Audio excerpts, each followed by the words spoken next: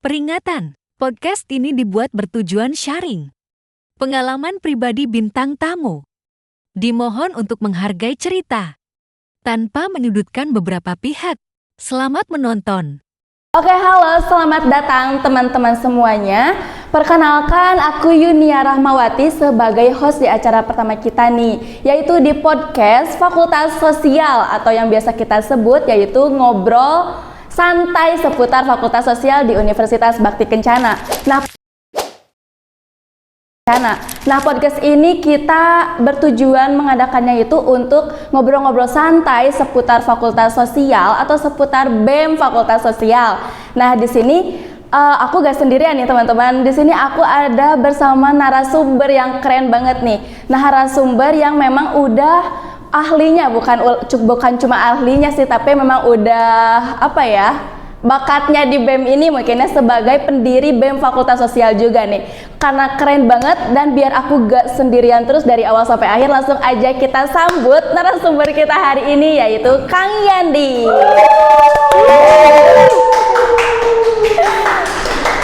Oke. Halo. Halo Kang, selamat siang. Ya, jadi gimana? Jadi gimana nih Kang pas awal kedatangan ke sini gimana? Lancar Kang? Alhamdulillah lancar. Tadi saya sempat ke Soreang dulu. Oh, ngapain Kang ke Soreang? Kebetulan nganter mamah berobat dulu. Oh iya, tadi. GWS untuk mamahnya Kang Yandi ya, semoga selalu sehat sentosa gitu. Amin, amin. Oke, jadi untuk kali ini kita mau ngobrol-ngobrol terkait awal mulanya pendirian Fakultas Sosial ini Kang. Oke. Kan kalau dari yang kita tahu ya, Kang Yandi ini merupakan angkatan pertama Fakultas Sosial, benar? Betul. Betul banget ya. Terus BTW ya teman-teman, kita Fakultas Sosial ini tuh merupakan fakultas baru di Universitas Bakti Kencana ini. Nah, Kang Yandi ini merupakan salah satu angkatan pertama di Fakultas Sosial dan juga sebagai salah satu pendiri BEM Fakultas Sosial juga ya Kang. Betul?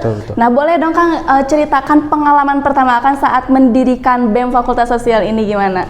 Oke. Kalau nyeritain awal berdirinya BEM, itu pasti sebetulnya panjang ya ceritanya, lumayan panjang. Gak apa-apa ini 2 hari ceritanya? Wah, gak apa-apa Kang, nanti langsung ini aja time lapse ya sama tim podcast ini. Iya. Gini, mungkin ada baiknya sebelum saya menceritakan berdirinya BEM, saya harus menceritakan dulu latar belakangnya sebelum berdirinya BEM. Oh iya, boleh.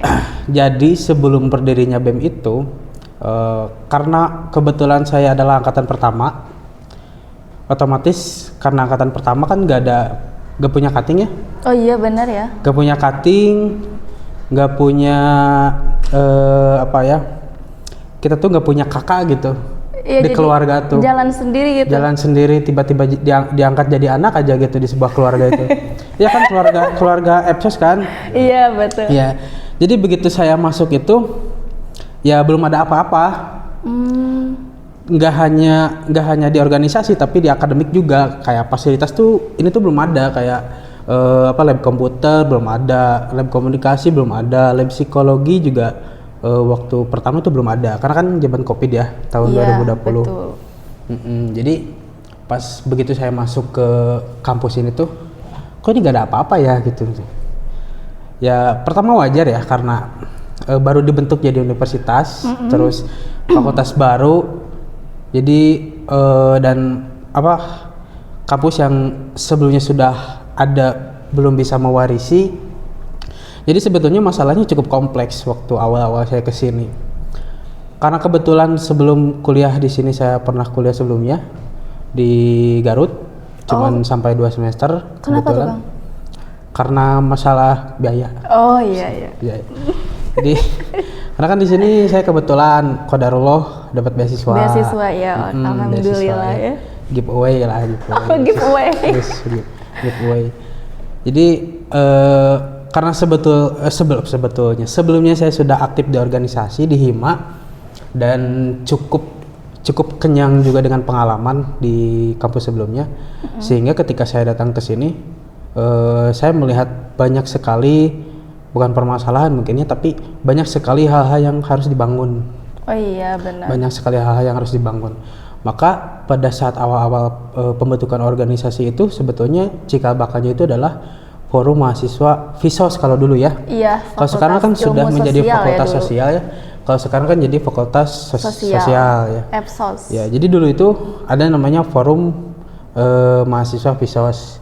Forum Mahasiswa Visos ini diprakarsai atau diketuai oleh Gigis. Iya, Oleh iya. Gigis dan siapa ya? Agan atau Sarah gitu, lupa lagi saya tuh.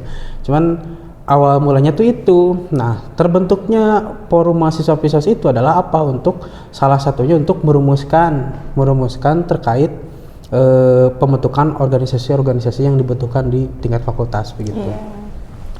Dimulai dari Hima, BEM, DPM, kemudian komunitas-komunitas, bahkan dulu itu sempat ada. Oh, jadi waktu dulu tuh pas waktu pembentukan BEM tuh langsung ngebentuk hima-hima tiap prodinya juga ya? Betul. Jadi gini, ini ada kaitannya dengan sistem yang ada di kampus juga. Maksudnya sistem yang ada di BEM kampus juga. Karena pada saat awal-awal saya kuliah di sini, itu dulu sempat terjadi kekosongan DPM universitas. Oh iya, tahu. Jadi di DPM itu kan kosong. Iya. Sehingga kalau kita acuannya adalah trias politika itu kan asas yang mengandung atau yang mengacu pada tiga pimpinan tinggi. Tiga pimpinan tinggi atau tiga pimpinan tinggi. Ada badan eksekutif, legislatif, dan yudikatif. Iya. Cuman kan di kampus kita cuman mengadopsi 2. Legislatif dan eksekutif. Betul. Sedangkan pada waktu itu lembaga legislatifnya itu sedang mengalami kekosongan. Sehingga tidak ada fungsi pengawasan, tidak ada fungsi advokasi, tidak ada fungsi istilahnya tidak ada yang mengawasi lah. Kinerja dari BEM itu tidak ada yang mengawasi, sehingga ya menjadi tidak seimbang, tidak transparan, sehingga pada saat MUBES itu banyak sekali permasalahan-permasalahan yang diperdebatkan, seperti transparansi anggaran, itu sempat diperdebatkan waktu itu di MUBES ya, di MUBES. Nah, sehingga sebetulnya dari situ saya mencoba menemui ketua BEM di masa itu. Ketua BEM Univ. Ketua BEM Univ di masa itu. Kalau tidak salah pada saat masa kepemimpinan Royan. Oh, Kang Royan ya, Presma sebelumnya. Ya. Bahkan sebelum itu ya, jauh sebelum itu, pada saat MUBES pertama ketika Visos ini terbentuk, dulu Epsos atau dulunya Visos itu sempat tidak diundang. Tidak diundang karena saya tidak tahu alasannya kenapa. Karena kita itu kuliah di sini sudah hampir 1 tahun, tapi pada saat MUBES itu tidak dilibatkan. Oh, mungkin karena masih baru ya, jadi mereka pikir belum ada lembaga legislatif atau eksekutifnya mungkin. Betul, namun kan idealnya seharusnya dirangkul gitu kan. Iya seharusnya sih. dirangkul gitu. Cuman pada saat waktu itu kita tidak diundang, sehingga waktu itu bisa dikatakan saya marah-marah lah di forum itu. Waduh. Marah-marah terus dari ketua BEM-nya menghubungi saya gitu, mohon maaf gini-gini nih, tiba-tiba ngirim undangan. Agak lucu sih, maksudnya ngirim undangan, si undangannya itu laptop, tahu laptop kan? Iya. Difoto, ada undangan di gitu. Apa saya nggak marah waktu itu? Oh, jadi bukan undangan yang dikirim lewat email atau filenya gitu? Bukan gitu, kayak ya sesederhananya mungkin undangan lewat WA ya, nggak apa-apa, saya masih mentolerir gitu. Tapi ini difoto. Tapi kalau ini laptop dipoto, Kang ini undangannya silahkan datang gitu. Masya Allah, tabarok. Emang saya tuh bukan belum ada istilahnya di Visos itu belum ada apa-apa gitu, masih menjadi serpihan debu gitu kan. Jadi ya memaklumi gitu. Nah, mungkin biar tidak terlalu melebar. Langsung saja. Nah, pada saat waktu itu kemudian dibentuklah forum lupa lagi saya itu. Forum. Jadi kita tuh saya, Gigis, terutama saya dan Gigis dari Visos itu istilahnya apa ya? Ngopi bukan? Nah, ngopi. Ngopi ya. Ngopi, mencoba untuk membuat sebuah persekutuan. Oh iya, yang pernah dengar juga itu dari ketua sebelumnya sih. Siapa? Dari siapa? Dari Tewasna. Oh iya. Pernah. Ya, waktu itu kita bikin sebuah perkumpulan ya, bukan Iya. persekutuan. Heureuy. Kita bikin perkumpulan di mana kita mengumpulkan semua elemen yang ada di kampus. Itu bukan perkumpulan resmi ya, bukan formal tapi informal karena tidak atas dasar badan organisasi apapun. Jadi itu pure memang saya yang menginisiasi gitu. Kemudian kita undanglah semua, di luar ekspektasi ternyata banyak.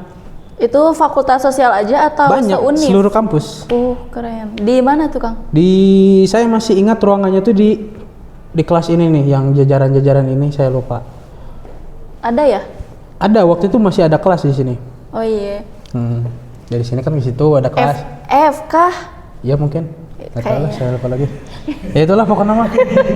Nah, di situ ternyata banyak ternyata, dan seru, panas. Karena apa? Karena memang pada saat itu ternyata bukan saya juga yang merasakan keresahan. Ternyata banyak juga, cuman gak banyak yang ingin memulai bersuara gitu. Ingin memulai bersuara. Begitu saya yang mulai, banyak yang bersuara.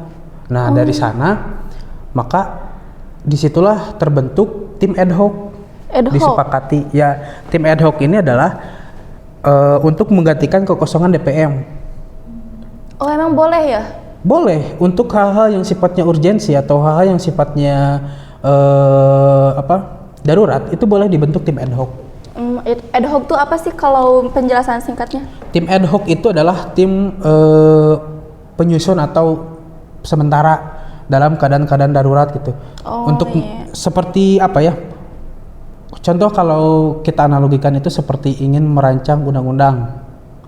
Kalau di DPR ya, misal ingin merancang undang-undang Omnibus Law, itu ada tim ad hoc-nya, tim ad hoc untuk membuat rancangan undang-undang. Oh iya. Nah, sama waktu itu juga karena di sini belum ada undang-undang internal, ya, maka dibentuklah tim ad hoc yang diprakarsai oleh saudara Deden. Ada Deden. Ya, Deden. Kan Deden. Dari perawat bukan. Oh, kirain ada kelas juga teman saya namanya Deden Komara, bla bla bla bla gitu. Deden Ilkom. Iya. Ya, bukan Deden Ilkom. Ada Deden, beliau dari perawat. Oh iya. Beliau sama seperti saya, orang Garut juga. Nah, maka dibentuklah tim ad hoc oleh dia. Jadi mengambil perwakilan dari fakultas-fakultas. Setiap fakultas wajib mengirimkan perwakilan. Nah, di sana itu jangka pendek dan jangka panjangnya adalah untuk mempersiapkan roda pemerintahan di periode selanjutnya. Jadi jangan sampai terjadi lagi kekosongan, karena itu tidak boleh. Karena ya apa ya, nggak jelas itu kalau misalkan tiba-tiba ada BEM tapi DPM-nya nggak ada, sedangkan yang harusnya melantik BEM itu adalah DPM. Iya benar. Yang harusnya menyelenggarakan pemilu kan itu juga DPM. Iya. Melalui perwakilan KPU. KPU itu kan dibentuknya oleh DPM harusnya. Jadi nggak tiba-tiba, ayo orang nyen KPU kan tekitunya. Nggak kayak gitu kan. Semuanya juga. Jadi ada aturannya, ada jalannya juga gitu. Ada alur birokrasinya, ada turunan-turunannya, ada dasar hukumnya gitu kan. Nggak ujug-ujug, ayo orang abang gitu kan tekitunya. Ayo orang nyen KPU gitu. Ya, kamu jadi ketuanya, aku aninya ya, gitu ya. Cerita nama dibentuklah. KPU segala macam, terus kemudian dipersiapkan untuk pemilu selanjutnya. Sok saha anu hayang jadi ketua hima di psikologi. Saha anu hayang jadi ketua hima di Ilkom. Abi. Tah teu kitu. Oh, henteu. Jadi kumaha? Karena areraeun. Oh. Introvert jadi sok we si itu gitu. Bukan introvert ya, tapi lebih ke nunjuk batur. Kalau misalkan saya yang ngaceng, bisi kumaha gitu misalnya. Bisi bagus teuing himana mun aku pemimpin nama gitu kan. Bukan. Bisi anjir sih eta euy gitu. Oh, gagah atuh. Padahal misalkan tante gitu, tapi sok saya mah nggak akan mencalonkan diri gitu. Saya mah nggak akan mencalonkan diri. Kita voting aja. Voting aja misalkan. Sok dimulai dari Pak Gigis misalkan. polling di WA grup kan? Langsung kita ketemu langsung di kantin. Di kantin itu kita sering nongkrong sampai jam 2 subuh, Aduh. jam 4 subuh. Seriusan? Oh pantes ya gitu, banyak yang ngomong kalau SC tuh kayak kosannya para barudak. Koperasi itu dulunya markas kita. Oh my god. Serius emang. Terpercaya. Sebelum ada koperasi itu ya, yang ditempatin sama koperasi itu sekarang, itu dulunya markas Epsos. Oh dulu belum ada koperasi? Nggak ada, kan dulu juga nggak ada sekre. Oh iya ya. Yang punya sekre itu cuman BEM, terus sama peninggalan-peninggalan kayak STFB dan Stikes. Oh iya, baru Jadi SC yang tuh ya. punya sekre itu cuman anak perawat dan farmasi. Kita tuh di kantin. Karunya. Pas awal-awal tuh belum ada sekre gitu. Begitu saya sudah nggak ngejabat, sekre baru ada. Itu. Sangat tidak adil. Pantas ya para penghuni kiri gitu sekarang. Nah, itu tuh sebenarnya penghuni kiri itu dari dulu, dari zaman pas angkatan kita pertama kantin kiri tuh. Ya biasa. Saya Gigis, terus Bangik, Ralpi tahu Ralpi? Oh iya. Si Akang Ralpi, ya. terus ada tuh angkatan-angkatan saya tuh kayak Aninda, Yandi, terus Siadi, saya Siadi. Terus ada Suka pahili Kang ini teh kok nyebut kadang ini teh Kang Yandi, kayak itu Kang Yadi. Yadi. Oh ini Yadi. Jadi teman-teman yang ada di Epsos itu kadang kita suka nongkrong di kantin kiri itu sampai jam 2 subuh, jam 3 subuh, kadang sampai jam 4 subuh, kadang parat sampai pagi. Aduh, Itu tuh ngobrolin tidur, banyak Kang? hal. gak tidur. Yang enggak, Kok bisa? Bisa. Kuat banget gitu, semangat banget ya kayaknya nyusun birokrasi di Epsos. karena gini ya, mungkin karena kita tuh baru ngerasain euforia jadi mahasiswa mungkin. Oh iya sih bisa jadi. Khususnya bagi teman-teman yang lain gitu ya. Jadi begitu kita berkumpul bersosialisasi dan orangnya apa ya asik-asik gitu kan, kita sering sharing gitu, cerita apapun itu gitu, mau itu tentang pembentukan organisasi, masalah-masalah di kampus, ngomentarin fasilitas-fasilitas kampus itu kan, Iya. terus kayak kalau ada yang isu-isu hangat kita bahas, baik itu skalanya dalam kampus, mau nasional, mau internasional, Masya mau Allah. pilpres, mau pilkada, itu kita bahas semua. Itu jadi kantin kiri itu bukan cuma sekedar meja dan bangunan saja, tapi itu tuh ruang berpikir sebetulnya.